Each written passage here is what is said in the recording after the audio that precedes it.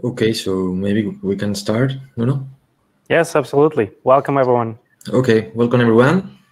Hello everyone, I'm Pablo Garrido from eProsima's Micro-ROS team. And during this session, me and Nuno Marques from Auterion will be talking about technical details and the roadmap of the transition of ROS2 and DDS systems in PX4 to the technologies called Micro XRCE-DDS and Micro-ROS. In the first part, I'm going to present Micro-ROS and Micro XRCE-DDS very briefly, so you can see the main difference between them and the current PX4 to ROS2 implementations in terms of middleware. Then Nuno will be explaining how this XRCE-DDS and Micro-ROS port works inside of the PX4 systems. Notice that we also had a talk in PX4 Summit 2020 where more details about the purpose of this project was explained. So, first of all, why Micro-ROS? Well, in general, robotic trends nowadays leads to an interconnect network of different robotic parts, some of which are in charge of highly critical tasks. And those parts are generally operated by microcontrollers.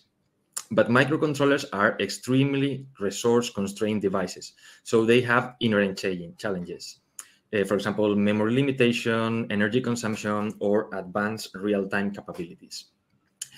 Frameworks based on DDS, for example, like ROS2, do not entirely fit this device efficiently.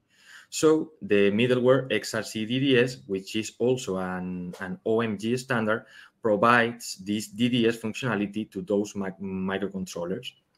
And in the same way that DDS provides middleware interfaces to ROS2, XRCE-DDS is behind the scenes in Micro-ROS. Okay. In general, Micro-ROS allows to use ROS2 entities such as nodes, publishers, subscribers, services, or actions in microcontrollers. It follows the same release version policy of ROS2 and ensures compatibility with it. Currently, we support Micro-ROS Foxy, Galactic, and Rolling, which is the development version. Micro-ROS basically mirrors ROS2 in the embedded world. It allows total integration into the ROS2 ecosystem with most of the functionality that are available in the whole ROS2. The main difference is that XRCE-DDS, which is the Micro-ROS default middleware, follows a client-server logic, where the embedded system will run a small and optimized XRCE-DDS client, and the companion computer on the other side will run an XRCE-DDS agent that will be handling the DDS or ROS2 entities. Thanks to that, we can provide a middleware library that complies in runtime with time-critical requirements, such as, for example, the lack of dynamic memory usage or deterministic function calls. Also, Micro-ROS and XRCE-DDS have a very modular approach, so they virtually can be ported to any mid or low-range MCU with or without an RTOS. Okay, since Nuno is going to present a couple of solutions for using this technology, the first of them is a micro-ORF to ROS2 bridge, and the second is the full-feature Micro-ROS client on the PX4 side. I'm going to use this slide to clarify the difference between Micro-ROS and Micro XRCE-DDS.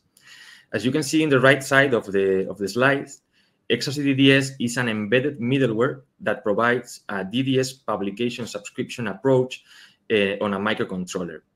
It can run on top of an RTOS, or even it can run in a bare metal approach.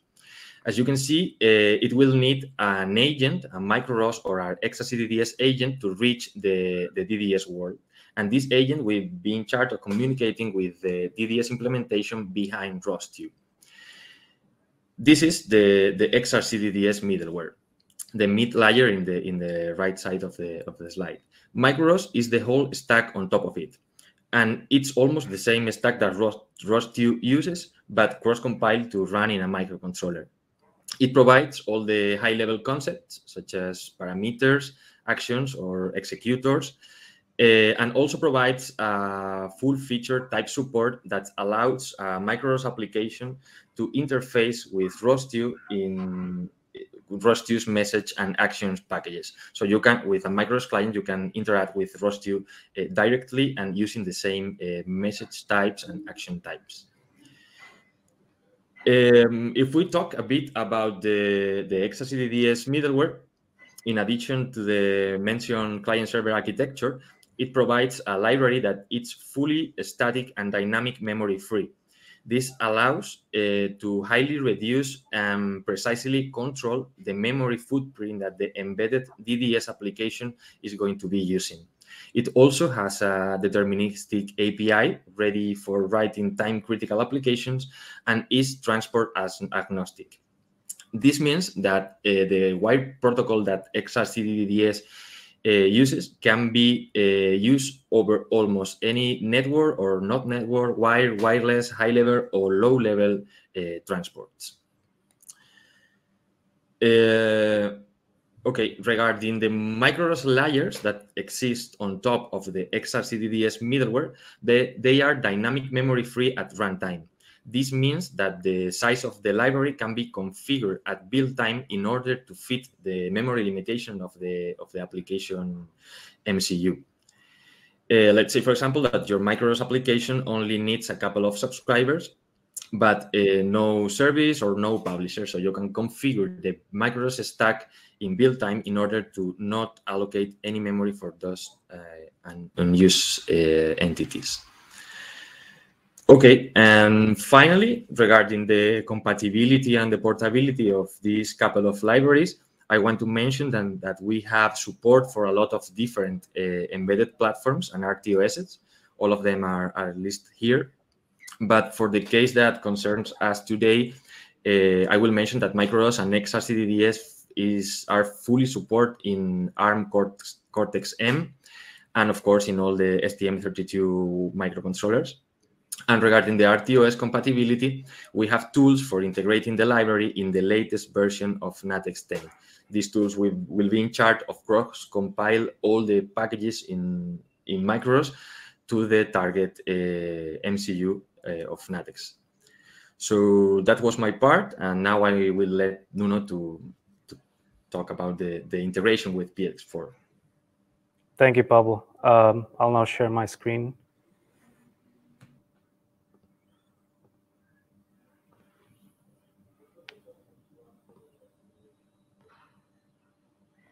Okay, so continue now with the presentation. Now I'm going to focus on what the current technology allows us and what is available in PX4 right now, and why we should make this transition to XRCE-DDS and allow the compatibility and support for micro-ROS. So I'll start with an update on the current bridge implementation and the features that it supports. It's basically an update with respect with the latest presentation last year. And then I'm going to, of course, focus on the micro-RTPS bridge versus the micro XRCE-DDS implementation and why does it matter to PX4. So in comparison with the previous presentations where we talked about this migration, now we're going to focus more in detail on these differences and how we can implement this same migration. And in the end, I'm going to show up a roadmap for our commitment to proceed with this same migration. So the latest in micro-RTPS bridge, so we currently support ROS2 Galactic. We have compatibility with the Cyclone-DDS default middleware. So we can have the micro-RTPS bridge communicating with ROS2 using Cyclone-DDS as the default middleware. We now support also the ROS2 default DDS configurations for the participants, which was something we were not doing before, but we made sure that we had this same compatibility allowed in the participants that are created on the micro-RTPS agent. We now support also the communications only on the localhost by enabling the usage of the ROS localhost only environmental variable. and at the same time that enables to use share memory transport. And in that case, you need to use not the Cyclone-DDS and Galactic, but you have to use fast-DDS as the default middleware in that case. For CIDL now, we start the micro-RTPS client by default. This was not the case some time ago, where the user, if he wants to implement something in simulation, test something in simulation, will have to start the client and the agent manually. Now it just needs to start the agent, and the client will start automatically as long as you use the RTPS make target in the PX4 Autopilot. We now have time sync using ROS time, so we can either be defined by the system time or by the simulation time. If we start the time sync node with use simulation, or there's an argument to pass to use simulation time.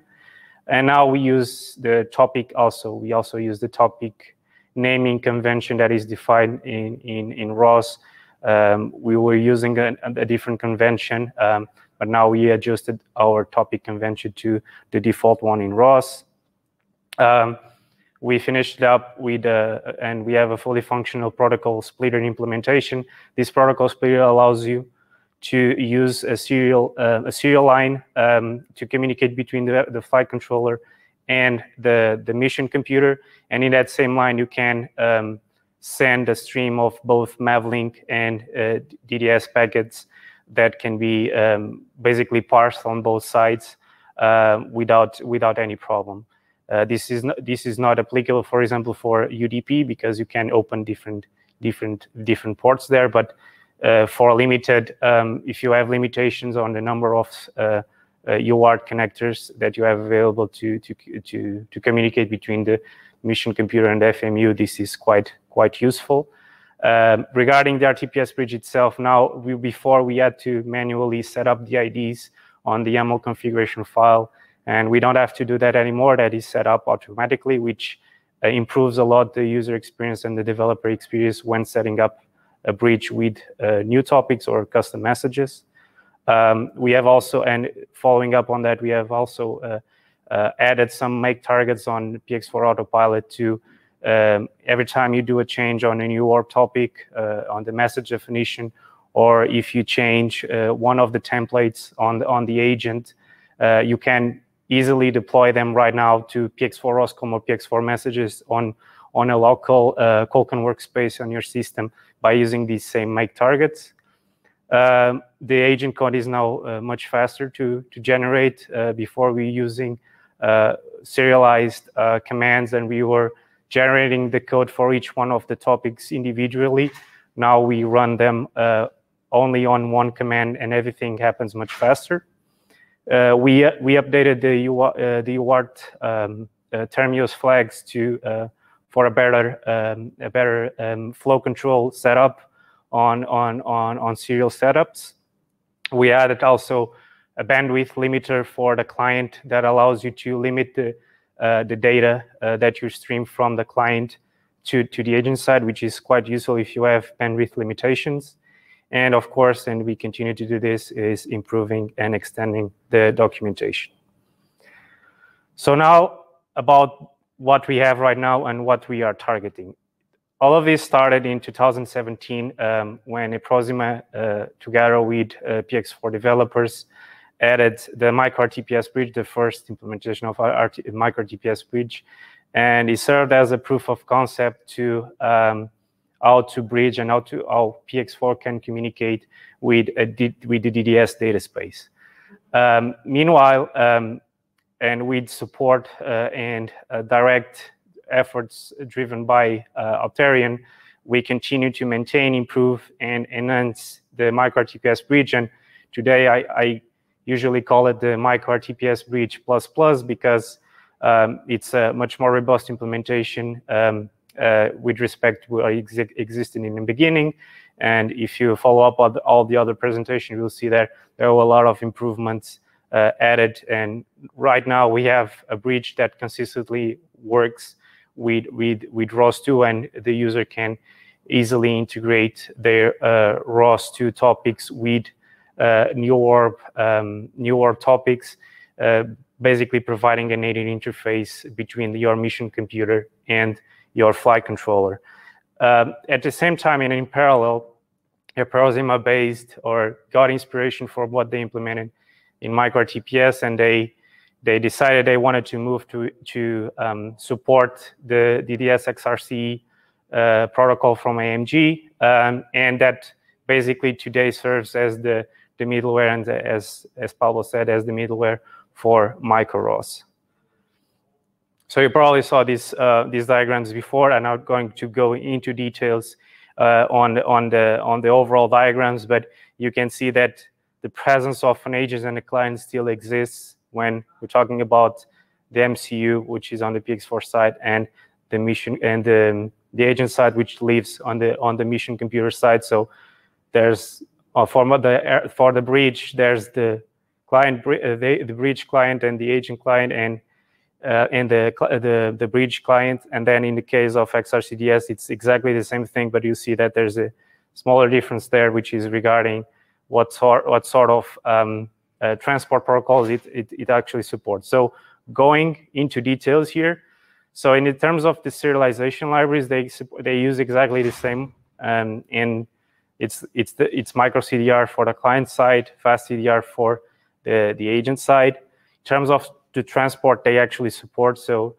micro-RTPS supports UDP and serial, while XRCE-DDS also supports TCP and custom transports that the developer can use.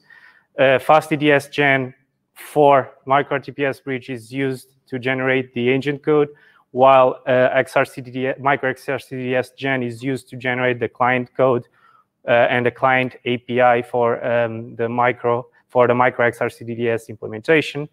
TimeSync is supported in both sides, but in our case, we use newer message exchange, and we now support also ROS time, while in XRCE-DDS, the implementation is native. There's a communication between the client and the agent as a client and with server calls and with client calling the server, but also it also allows the user to set up their own custom callbacks if one wants to implement their own custom time sync. Now, important regarding the client and the agent is that the client in the RTPS bridge serves mostly to two things. One is to parse between new orb and the wire transport protocol data that goes then in the link, and the second one is to basically read and write from that same link where it's connecting to. So there's no definition of connection of the client with the data space, because it's only connection between new orb and the link where the data is being serialized to or deserialized from. While in Micro XRCE-DDS, this is different, because the client can either publish or subscribe directly to the DDS global data space, because it's the agent. Because the agent itself serves as or acts on behalf of the client in the DDS world. So the client itself, it's a proxy client. So so the agent itself, with the entities that the client creates on the agent side, it can communicate directly to the DDS world through the agent. So this that's the difference between having a bridge in case of micro-RTPS bridge and XRCE-DDS, and having a proxy, which is the case of the client. The agent on the RTPS bridge, then, similarly to in the XRCE-DDS side, it also serves an intermediary, but it only subscribes and publishes. So it subscribes and publishes to the DDS world, and then parses that data and serializes to the link. But all of the rest, so the agent itself is statically defined depending on what we set up on the templates. While on the XRCE-DDS side, the agent is automatic. It's defined by what the client sets it to be. So there are some operations that happens on the client that sends the configuration to the agent side through some mechanisms, and then the agent will be keeping track of the entities that are created and can dynamically create new ones because it can listen to those operations. So it's dynamic and it's not static. Finally, regarding the streams, so the bridge only supports best effort, while on the XRCE-DDS side, it supports both best effort and reliable streams. There's no profiling at all in the RTPS agent, while on XRCE-DDS we have profiles that allows us to enable or disable some features which basically influence how the client library side on the microcontroller. And finally, on the discovery level, there's no discovery on the micro-RTPS bridge, as there's only a one-to-one client engine communication, and actually CDS, the discovery is available through UDP multicast or unicast. So why does this matter to us at the PX4 community and in the industry? Besides all the advantages that I just referenced, so in the comparison, I mean, the overall workflow and the infrastructure gets much more simple. There's a reduction in the number of templates, the number of requirements in terms of dependencies and repos. And in this case, we only care about how the client is generated. So the agent itself is self-contained, so we just generate the client so to interface with the PX4 side. And that also allows us to self-contain all the templates in the PX4 repo without having to deploy, for example, what we do with PX4-ROSCOM, where we deploy the templates to the PX4-ROSCOM package itself. And last but not least, micro-ROS will be supported because we will be supporting the middleware that serves as its backbone. At the same time, we'll be keeping, of course, the native interface that we have with ROS2. And I think the most important one in this case is that for the users, for the developers, nothing changes on their application side. So we improve how the bridge is working out, the interface is happening between PX4 and ROS2, but that doesn't influence how the user how the user has the ROS2 applications currently implemented. So the transition will be much more smooth. So I mean, this was already something that Pablo talked about, but this is basically a diagram just comparing XRCE-DDS with and micro-ROS and how do they look like. You can see that again, there's a client agent and the agent involved on the interface. The main difference here is that we'll have ROS client libraries available on the PX4 side to use. So it's basically this. So as XRCE-DDS serves as the middleware for micro-ROS, you'll still have the client and the agent there available, but then the ROS client libraries available on the PX4 side. How does this migration is going to happen? So you can see that initially, and if you look at this diagram, the setup that we have right now for micro-RTPS is quite similar. So you have a YAML file where you set up the bridge topics. Then from there, you decide what are the micro message files that you're going to use to generate the custom IDL files to generate the agent code. So you just, in this case, it's going to be exactly the same thing, but the difference is that you use the IDL files to generate the client code. You build up the library, you link the library to a PX4 module, and in the end, you'll have, I'm calling it a micro-DDS client, which serves two things. So it does two things. One, of course, is interfacing with the DDS world by creating the agent entities on through the micro XRCE-DDS protocol, and then the translation code between the data that is being received from the XRCE-DDS side into a new orb and vice versa. So this is one approach, which is using the code generator. The other will be using the ROS2 type support and the IDL generator, plus the Colcan, using Colcan to build the workspace. So the process initially is similar to what we do when we deploy the messages, the ROS messages, which are directly generated from the new orb topics. But then we pick up the generated PX4 messages. We build them together with the XRCE-DDS client.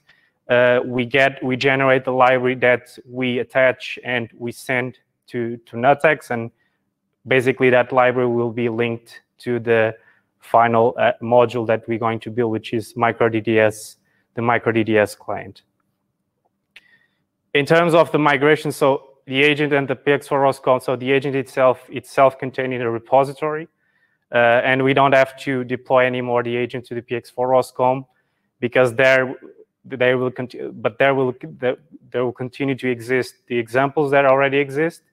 And I think one important thing that I want to focus on is the necessity of adding an SDK or a library that allows us to interface with the PX4 internals in a much more easy way, without the user having to interface or to know how the PX4 internals work or what new work topics it's supposed to use. So you can see it similar to what Mav SDK does with Mavlink. And micro-ROS. Micro-ROS, in this case, will be available. The user will be able to build it. It can use the CMake option to do that. But independently of the approach, in the end, what we want is that the user can still interface with the ROS2 world, but without having the need of having the ROS client libraries running on the PX4 side, because the user might not want to create ROS executors. So in the end, if the user builds a micro-ROS to PX4, the architecture on the client side will be something similar to this, where we have PX4 processes publishing to NewORM and ROS executors publishing to ROS topics, and then sending that data to ROS2. But in both cases, everything will go through XRCE-DDS. In terms of the roadmap, I want to focus on the last part. So after January, the idea is to start migration to XRCE-DDS, and do this transition that I showed you now, hoping that by March we can have already XRCE-DDS as the native interface between ROS2 and PX4, and then make also micro-ROS available by April. And I take the chance now to ask if there are questions.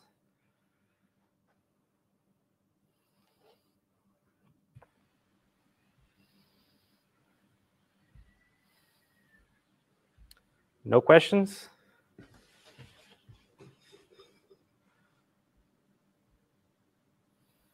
Let's give it some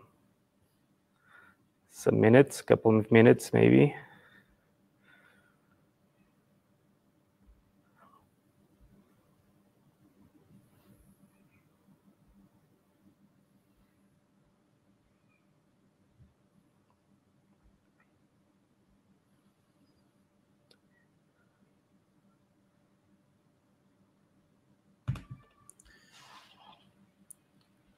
We have one question, Nuno.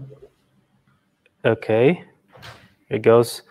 So the way we are using ROS2 will be the same as before with PX4. We can consider the old change on the backend. Yes, exactly. So ROS2 the way that you build the ROS2 applications and how you interface with PX4 messages will be exactly the same. What will get improved is the infrastructure and also the protocol that is beneath it, which will be micro XRCE-DDS. So there's a question also. I didn't really get how we're gonna get XRCE-DDS running with PX4. It's not working yet. Yes, it's not there yet because we have the micro-RTPS bridge there. What we're going to do is replace the micro-RTPS with the XRCE-DDS client and the agent to have it work there. And the last question, what's a good place to start if you want to develop a new system based on this? Yes, so the good place to start will be the PX4 user documentation. We have a good way of or good documentation explaining what I just said about the bridge itself, how to set up the bridge, and we have some examples there on how to use it. So that will be the place to go. And if you want more details, and there's some live presentations of myself on the past couple of years, also talking about the subject. Any other question? Yes. So is the XRCE-DDS needed in order to use Ethernet with PX4 and ROS PX5X? No, it's not. You can still use micro-RTPS with that same approach, and that's currently what we have running on our Auterion Sky node. So it's micro-RTPS with PX5X, but using serial, not Ethernet yet, but we'll have also Ethernet enabled soon.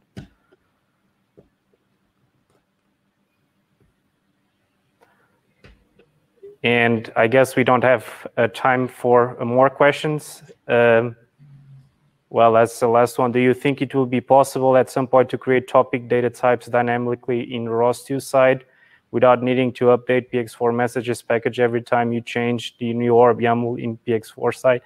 Well, no, because you need the type support that the PX4 messages provides you to actually be able. In this case, you need to generate the agent that way. You need the type support. So ROS actually knows what is the data types that he needs to send and what are the data types of the topics. But at the same time, for the XRCE-DDS, it will be the same. Will be applicable for the client side. Which transport do you use? Ethernet or Ethernet UDP? So it's UDP over Ethernet you can use, or serially over UART. Can old generation Autopilot hardware like the FMUV3 handle running XRCE-DDS in terms of CPU load? Pablo, maybe a good question for you. So FMUV3 is the F4, STM32 F4. Yeah, XRCE-DDS client is a really, really lightweight library that does not consume too much stack. It does not consume static memory, neither dynamic memory. And in terms of CPU loads, it's super lightweight.